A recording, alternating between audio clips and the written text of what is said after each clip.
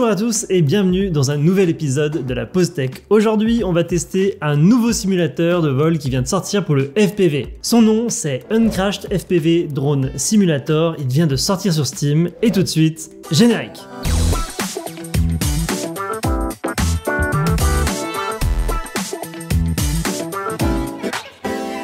Cocorico, ce simulateur est français et a été créé par Louis Rochette et je vous invite à rester jusqu'à la fin de la vidéo, on a une petite surprise pour vous. Ce simulateur, vous pouvez le trouver sur Steam pour 13 €. C'est un des simulateurs les moins chers du marché. Liftoff par exemple vaut 20 €. Alors je parle de Liftoff parce que c'est un peu le simulateur de référence et que c'est surtout celui que j'utilise, donc on le comparera par rapport à lui et on va voir s'il vaut justement cette différence de prix. Déjà, il y a une chose qui m'a frappé entre les deux simulateurs. La première, c'est la rapidité d'exécution de Uncrashed. Ça peut paraître tout bête pour vous, mais franchement, à l'usage, c'est extrêmement embêtant pour pas utiliser d'autres termes. Quand on veut faire une partie sur Liftoff, ça prend 20 ans à démarrer. Donc là, je démarre Liftoff. Déjà, il faut le temps que le jeu se lance. On a 2-3 animations qu'on peut passer. Bien sûr, Mathis aura mis un chronomètre en bas à droite pour mesurer le temps qu'il faut pour démarrer. Une fois qu'on veut démarrer, allons sur une map que j'aime bien. On va aller dans vol libre, ça charge. Ensuite, on doit choisir le niveau. Alors là, on va cliquer dessus. Tac, tac, tac. Par exemple, j'aime bien à 9 h. Hop, on va mettre au casse-circuit, ça charge. On doit choisir le drone, on va prendre lui, ça charge. La map met assez longtemps à charger. Petite musique d'ascenseur.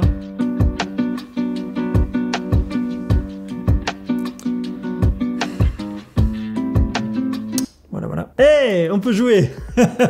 Enfin, vous avez vu le temps que ça a pris? Franchement, c'est relou quand on veut faire juste une petite partie vite fait comme ça. C'est compliqué. Et notre PC, c'est une bonne config. Hein. C'est des PC pour faire du montage. Et j'ai du mal à comprendre qu'un jeu prenne autant de temps à se lancer avec un jeu qui est aussi simple au final. Hein. Il y a juste une map, quoi. On ferme Liftoff. Et maintenant, voyons combien de temps il faut pour lancer Uncrashed. Attention, c'est parti. On lance Uncrashed. Petite animation. On passe. Hop, on lance la carte.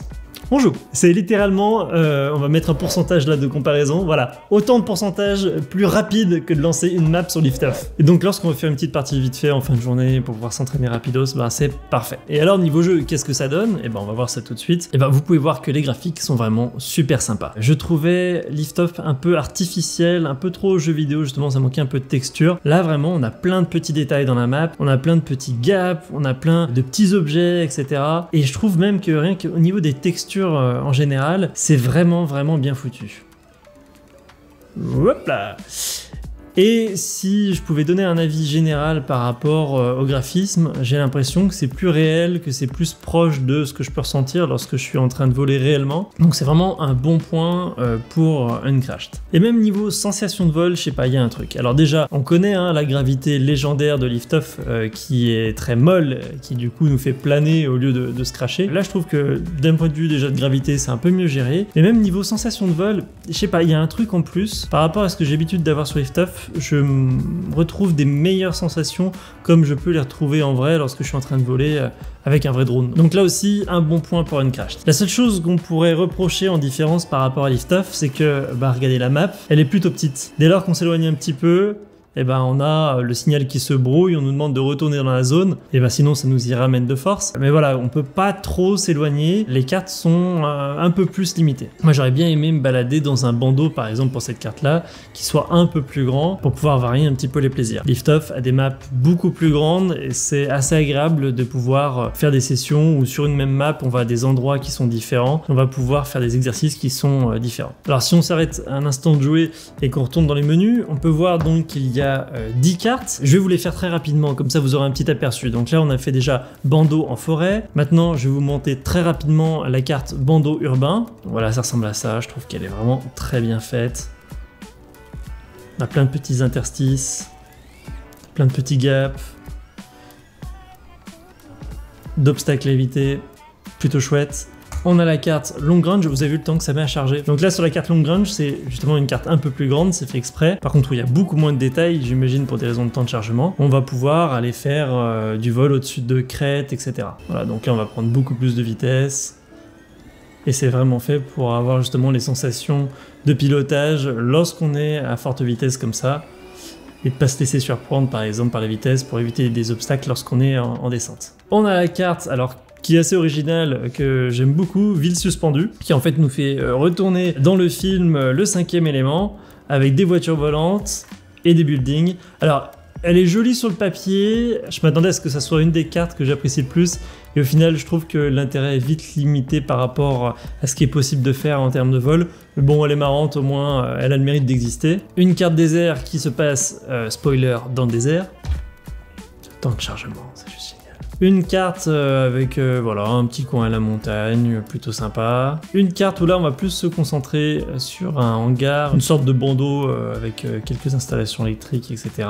Voilà, donc ça ressemble pas mal à la première avec un côté un peu plus container, etc. Une carte assez sympa dans un parc, donc là c'est plus arbres, kiosques, lampadaires à éviter, etc. Une carte autour d'une route où là vraiment le but c'est de faire un entraînement au suivi de voiture. Alors si je dis pas de bêtises, ça n'existe pas dans Lift Off, sauf s'ils l'ont rajouté depuis une mise à jour, mais c'est quelque chose qui me manquait je trouve pour s'entraîner au suivi de véhicules. Et donc là on va pouvoir justement s'entraîner à ça. Alors je vais pouvoir vous montrer dès qu'on va trouver un véhicule sur la carte, mais grosso modo cette carte c'est tout le long d'une route. Ah là voilà la petite voiture. C'est parti! Donc là voilà, on va pouvoir s'entraîner, tourner autour, etc. Les véhicules avec des mecs qui ont l'air vachement chauds en pilotage intérieur et qui roulent sur deux roues avec une vieille poubelle. C'est original. Et donc les véhicules font des petites variations de vitesse, donc voilà, il faut s'y adapter, un peu comme dans la vraie vie. Hein. Ça permet d'avoir un bon entraînement là-dessus. Je vous rassure, il y a aussi une Ferrari qui croise la route de temps en temps. Donc voilà, au moins une carte d'entraînement au suivi de véhicules, c'est déjà sympa. Et la dernière carte qui vient de sortir depuis la mise à jour, elle est énorme, mais genre énorme, donc là c'est vraiment pour le long range. C'est une carte qui se passe au pôle Nord, visiblement, qui a des montagnes enneigées et des icebergs. Là, en termes de distance, j'ai jamais réussi à atteindre la distance maximum, elle est vraiment énorme en termes de possibilités. Donc voilà, plus pour pratiquer le long range également. Donc vous voyez que les cartes sont plutôt équilibrées, on a plutôt des cartes de tout type. Et vous allez me dire, mais ouais ok c'est cool, on a des cartes en vol libre, mais est-ce qu'il y a un mode de course comme dans Lift Off? Bah oui, il y a un mode course, sauf que bah encore pour éviter de perdre du temps, éviter de fouiller dans le menu, etc. Là, en fait, on n'a pas l'option choisir carte, puis course 1, puis course 2. On va directement sur une carte et vous avez une gate, une porte, une première porte à franchir pour déclencher le mode course. Voilà, elle est juste ici. Et vous avez juste à la franchir pour tac, déclencher les autres gates, vous montrer le petit parcours de vol et pouvoir commencer comme ça à déclencher le chrono et pouvoir essayer de faire le parcours le plus rapide possible. Donc ça je trouve ça vachement chouette parce que du coup on peut se balader sur la carte pour faire un peu de freestyle et puis quand on en a marre, on n'a pas besoin de ressortir de la carte pour aller en mode course, c'est déjà prévu directement à l'intérieur de la carte et voilà, il suffit de passer cette première gate pour y aller. Je trouve ça plutôt intelligent et du coup ça fait gagner en temps de chargement, etc. et en facilité d'utilisation au final de ce logiciel. Dans le menu vous allez pouvoir retrouver pas mal de trucs à configurer. Au niveau des contrôles, j'ai trouvé ça super simple, il suffit d'appuyer sur les gaz par exemple pour qu'ils reconnaissent que c'est l'axe des gaz. La calibration qu'on a sur Lift Off qui était un peu longue aussi, bah là au final ça va te prendre vraiment 2 secondes pour calibrer les axes, donc ça vraiment c'est un gros point positif. On va pouvoir gérer les graphismes, l'audio, enfin classique, les rates, et on va pouvoir gérer les paramètres du drone. Vous allez avoir plusieurs configurations possibles, le 5 pouces en freestyle en race, un Cinewoop 3 pouces où là les sensations sont un peu plus ramollies, hein, c'est normal, c'est un Cinewoop, ou encore un 3 pouces en freestyle. Vous allez vraiment pouvoir changer tous les paramètres sous ces modèles, des KV moteurs, aux tailles de l'hélice, au maximum des gaz, basse gaz. Vous pouvez même gérer la gravité de la map. Voilà, donc si vous n'êtes pas content de la gravité, vous pouvez vous-même la modifier, ça je trouve ça plutôt intelligent. La friction avec l'air, etc. Donc vraiment, c'est très personnalisable si on veut aller un peu plus loin, mais en même temps, ça a des paramètres par défaut qui sont plutôt intelligents et qui permettent de ne pas se prendre la tête avec ces paramètres si on veut juste jouer. Voilà, typiquement, moi je fais partie de ce public qui a pas trop envie de se prendre la tête et juste de s'entraîner rapidement, bah là, ce simulateur remplit parfaitement cet objectif. Alors ce qu'on pourrait reprocher par rapport à Lift Off par exemple, c'est que là au niveau des courses, il n'y a qu'une seule course par map, là où sur Lift Off on peut choisir plusieurs courses dans la même map. On a un mode multijoueur sur Lift Off qui n'est pas encore présent sur simulateur, mais encore une fois, ce simulateur est très jeune, il vient de sortir, donc peut-être que ça viendra à moyen long terme. J'apprécie également sur Lift Off d'avoir un mode avec des dégâts. Pourquoi? Pour ne pas prendre l'habitude sur simulateur d'être invincible. Parce que sur simulateur, lorsqu'on n'a pas des dégâts, on se prend un petit pet, on se dit oh bon c'est bon ça passe et on repart. Sauf que je préfère que ça ressemble plus au monde réel où justement une erreur entraîne un crash pour qu'on se rappelle que vraiment il va pas falloir faire de conneries lorsqu'on arrive dans le monde réel. Il n'est pas présent sur une crashed et ça serait quand même un petit plus de le mettre. Voilà, et sinon il y a 2-3 petits défauts mais qui restent anecdotiques. Par exemple, lorsqu'on respawn sur ce logiciel, parfois on respawn à un endroit où ça nous retourne en permanence, donc on doit respawn plusieurs fois de suite, ou alors on est bloqué par un toit ou un endroit qui est trop étroit pour repartir. Ça arrive de temps en temps mais c'est pas très grave. Lorsqu'on s'éloigne des limites de la map et que le bruit devient de plus en plus important, il n'est pas progressif, c'est-à-dire que même si on revient vers notre zone, il continue à être de plus en plus important jusqu'à qu'on atteigne les limites. Donc là pareil, ça pourrait être un petit peu amélioré. Et en autre petit bug que j'ai pu trouver, voilà, j'ai perdu les paramètres de la radiocommande lorsque j'ai fait une mise à jour du logiciel, donc ça serait pas mal de les garder d'une version sur l'autre. Donc voilà, je pense qu'on a fait un peu tout le tour de ce logiciel qui a certes des petits défauts de jeunesse parce qu'il vient d'être créé, il vient d'être sorti sur le marché, mais qui en fait répond à des choses qui sont des choses essentielles qui manquent sur d'autres simulateurs de vol. Ça vole bien, c'est beau et c'est rapide à démarrer. Moi, c'est tout ce que je demande à un simulateur. Donc, je suis super content de l'avoir découvert. Et la question qui se pose, c'est est-ce que du coup, ça va remplacer Liftoff? En fait, je pense pas que ça va remplacer Liftoff. Je pense que ça va venir en complément. C'est-à-dire que lorsque je vais avoir envie de faire une petite partie vite fait, et ben, je vais démarrer Uncrashed. Lorsque je vais juste vouloir voler pour le plaisir, ben voilà, Uncrashed, ça sera très bien pour ça. Et lorsque je vais vouloir faire des trucs un peu plus complexes en termes de figures, je pense préférer avoir des maps un peu plus grandes avec plus de bâtiments. Et là, Liftoff sera peut-être plus dédié pour ça. Les deux vont bien ensemble. Si vous n'avez pas trop de budget, Uncrashed ça fera un excellent simulateur pour 13 €, ça vaut vraiment le coup. Et justement, en parlant de budget, quel est le matériel qu'on utilise nous et quel est le matériel que vous pouvez utiliser pour débuter en simulateur? C'est une question qui revient très fréquemment sur la chaîne. Et ben, vous voyez que j'utilise une Light Radio 2 qui vaut entre 40 et 45 €, un simulateur qui vaut 13 €, et avec ça, vous pouvez commencer le FPV et commencer à vous entraîner. Donc maintenant, ça devient vraiment super accessible. Si vous voulez rajouter un côté un peu plus pratique, vous pouvez voir que moi j'utilise sans fil, et donc j'utilise un dongle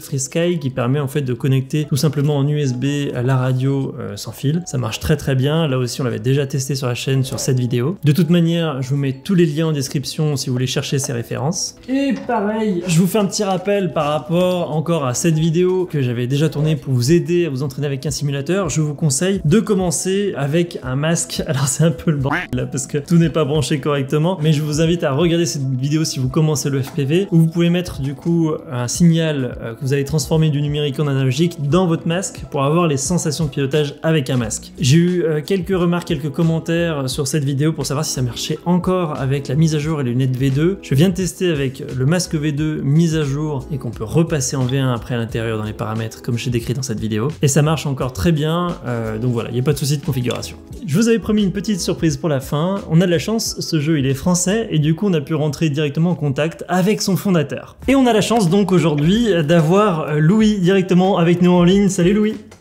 Salut. Alors tu es le créateur de Uncrashed FPV et décris-nous quelle est la genèse de ce projet, comment est-ce qu'il est né? À la base, moi je fais des rendus 3D sur Unreal. Unreal qui est un logiciel de jeux vidéo, et je l'utilisais jamais pour du jeu vidéo, je l'ai toujours utilisé pour faire des rendus 3D. Et un jour je me suis dit il faut que je l'apprenne pour faire des jeux vidéo, et je fais du FPV. Faire un simu de FPV c'est un bon exercice de jeu vidéo, et c'est comme ça que je me suis lancé dans le projet. Donc à la base vraiment c'était un projet perso que je faisais le soir chez moi le week-end pour le fun, et puis ça a grandi, et puis voilà, après quelques mois de travail c'est sorti sur Steam. Génial, donc ça t'a pris combien de mois en tout? Ça m'a pris, j'ai commencé fin février. Je l'ai sorti le 1er septembre. Voilà, après, ça n'a pas été régulier, c'est-à-dire que des fois, je pouvais passer vraiment 30 heures par semaine, des fois 5, des fois 50, voilà. Donc, je trouve ça génial que tu arrivais à faire ça tout seul. Tu avais d'autres simulateurs qui existaient déjà sur le marché. Qu'est-ce que tu voulais faire d'un peu différent par rapport aux autres? Alors moi, c'est vrai que je suis beaucoup utilisateur des simulateurs qui est déjà sur le marché. Il y a une reproche globale moi que j'avais, c'était que je trouvais pas de map, de carte qui était ce que je faisais dans mon vrai FPV de tous les jours, on va dire. Moi, quand je fais du FPV, j'aime bien aller dans des bandeaux, dans des trucs abandonnés, où il y a plein de gaps. Et je trouvais que les maps des simulateurs existantes étaient un peu simplistes, si tu veux te dire. Et donc voilà, je me suis dit, tant qu'à faire, autant faire des bons bandeaux, des bons trucs. Ok, génial. Et du coup, qu'est-ce que tu prévois pour les prochains développements sur ce jeu? Est-ce que tu comptes t'arrêter là, ou est-ce que du coup ça a bien pris et tu veux développer d'autres fonctionnalités? Non, il y a il y a déjà des fonctionnalités en cours de développement. Sur le court terme, il y a une prochaine map assez connue du milieu FPV français qui va sortir. Et sur le moyen terme, il devrait y avoir un éditeur de map si tout se passe bien. Il y a encore quelques réflexions dessus, mais normalement ça devrait sortir d'ici quelques mois, je pense. Voilà, après, pour les trucs un peu plus long terme, je peux rien garantir parce qu'il y a toujours des imprévus. Je pense notamment tout ce qui est support sur macOS, multijoueur, des choses comme ça que j'aimerais développer, mais il y a toujours des incertitudes dessus. Donc... Et du coup, t'es plutôt content du lancement? Bah franchement, ouais, je m'attendais pas à autant, on va dire. Parce qu'en plus, j'ai pas d'expérience dans le milieu de la vente, reste de la vente, hein, qu'il arrive. C'est cool. Je suis assez content de voir aussi que ça a passé l'Atlantique, de voir qu'il n'y a pas eu que la France finalement qui était dessus. Donc ça, je suis bien content de ça. Ok. Et est-ce que c'est possible d'envisager une activité à plein temps pour toi là-dessus, ou c'est vraiment encore les prémices? Pour l'instant, non. Ça pourrait s'envisager, hein, concrètement. Mais j'aime bien commencer actuellement, où je le fais de temps en temps, où ça me prend beaucoup de temps. Hein. Mais techniquement, je pense pas que dans 6 mois, ça me prenne une activité à plein temps. Ok, d'accord. Super. Je pense que je vais prendre beaucoup de temps les premiers mois. Et je pense qu'au bout d'un moment, quand il y aura toutes les fonctionnalités qui seront là, voilà. Ça commencera déjà à faire pas mal. Ok. Voilà. Super, ben merci beaucoup d'avoir répondu à mes questions. C'est génial de voir que c'est un projet qui est à la base un projet perso qui devient quelque chose qui est utilisé par plein de monde, c'est trop bien. Ça fait super plaisir que ce soit français. Et puis bah n'hésite pas à nous tenir au courant si tu as des nouvelles sur le projet, ce sera avec grand plaisir que tu repasseras sur la chaîne. Bah, merci à toi en tout cas. Avec grand plaisir. Et puis du coup on va terminer cette vidéo. Je vous remercie de l'avoir suivi. N'hésitez pas à aller du coup télécharger Uncrashed FPV, le simulateur. Vous verrez, vous serez pas déçus. Et d'ici la prochaine fois, je vous souhaite de bons vols. Salut!